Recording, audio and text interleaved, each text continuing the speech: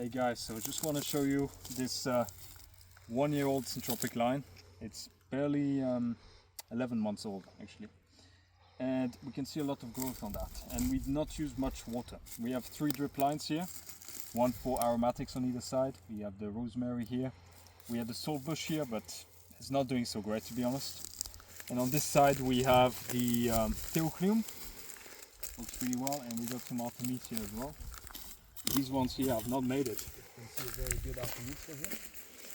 And really the goal of this line was purely ornamental, but we also wanted to have some crops in there. So that's why I added white mulberry in here. We also got some pistachio. And we also have some grapes that are climbing up these false pepper trees here. These are grapes for wine. My colleague wanted them to try, to make some wine with it. Don't know how that's gonna go. But anyways, this really provided us some very good insights into which plants we can use in the future for our Syntropic lines, which we have used here on this almond grove here. 720 meters of almonds, and really we've identified which species work really well in this climate. So definitely the casuarina is one of them winners, really. Australian plant, works really well and super drought resistant. We also have the eucalyptus. Obviously it's nothing compared to a eucalyptus grown in the subtropics, but still it's at my height now. And we are gonna have a succession here with the ash that is over here, that's gonna take over from the euc. And the ash does enjoy the shade, so it's gonna be fine with the eucalyptus below, I think. Poplar doesn't work so well, that I must say. Rosemary is doing quite good, but again, not the best, I would say. I think these theoclium there, or the artemisias, are much better. We got the Skinner Smalley here, false pepper, works really well, and it's great support for grapes because the wood becomes hard quite fast. We also have the viburnum as a low strata here that is growing really well. It's supposed to be one of these more demanding plants, but honestly I see it grow really well. I think it's also the quality of the plants. We also have the medicago here that were planted by cutting. What else? Got the tamarisk. Works quite well, but it's quite slow at the beginning. These ones here. Castor oil. Not working so well with not that much irrigation. There's the occasional one that works well, like this one over there. But I don't think I will be using castor oil again. It's not one of these winners really. Trying out the pistachio here as a crop. Got the mulberry as well. We got the robinia here. Honestly, robinia needs quite a lot of water. It's not one of these semi-arid plants. It's more temperate plant more than anything. We also have the bottle tree that is like below the casuarina. The idea was for it to take over in succession behind the casuarina. I don't know how that's going to work. It seems to be a quite low succession plant as well. So let's see. Let's see how it goes. And yeah, what else? Yes, we got the pigeon pea here, but honestly it's not the winner in this climate. It was good to try though. And yeah, white poplar here. It's okay, it's doing okay, but I think once we take out the irrigation after the second year, I think this thing is gonna die, to be honest. Yeah, it's doing quite great. Another insight, I must say, is this tagasaste here. So we planted tons of tagasaste here, but they're not doing great in this climate. We need a more sandy and loose soil. In this clay soil, they just don't work so well. We have some strips over there where they work much better, which we're gonna see. But it's a plant that some of them, when you prune them, they just die. And they're expensive to propagate. So my solution for that will be to use the Acacia saligna instead. It's slower, but at the same time, it will provide this reliable biomass in the future. One more plant here we have is a Myoporum.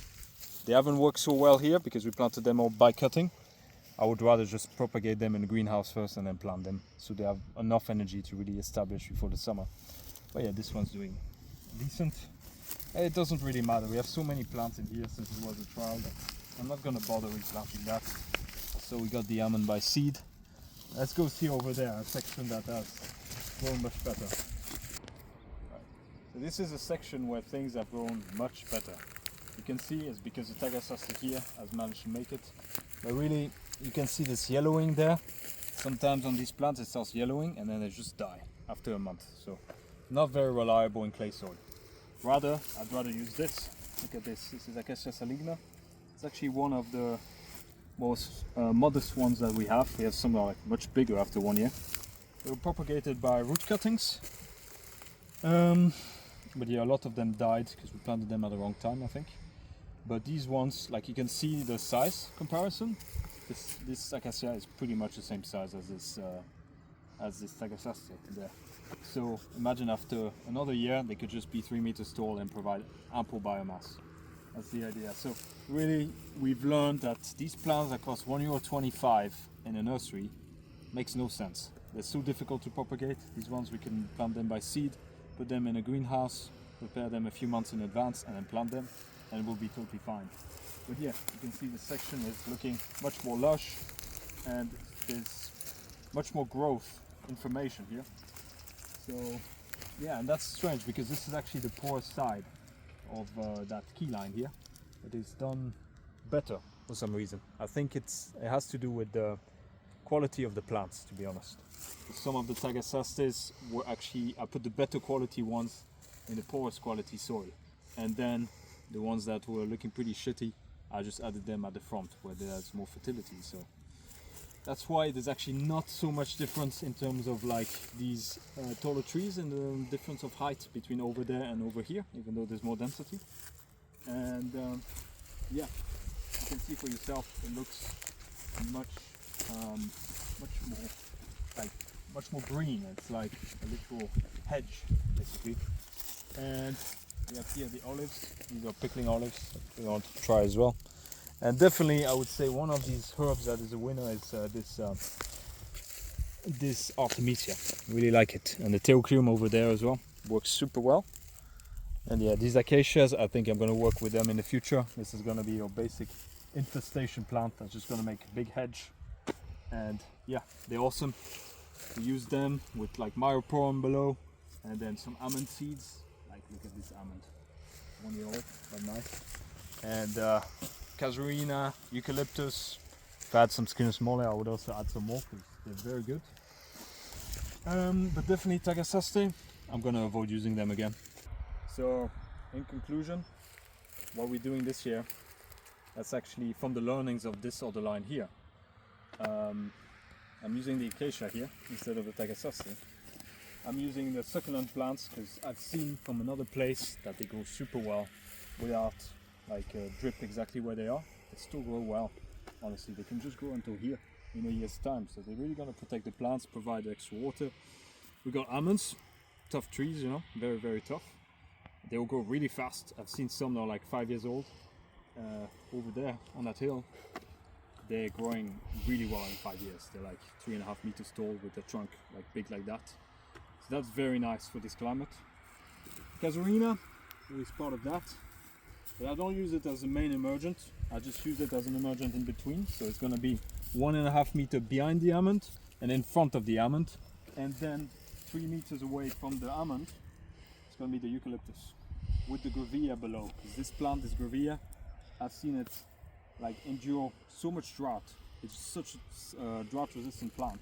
And all these Australian plants, honestly, they seem very adapted to our climate. The acacia, the eucalyptus, the grevillea, the casuarina, they're all Australian and they're doing amazing. And same with the myroporum as well that I was showing over there. This one. We didn't plant them yet. Can you show closer? We didn't plant them yet, but we are about to. We have 1,000 of them in the greenhouse now, getting ready to plant in about a month's time. And we're going to plant them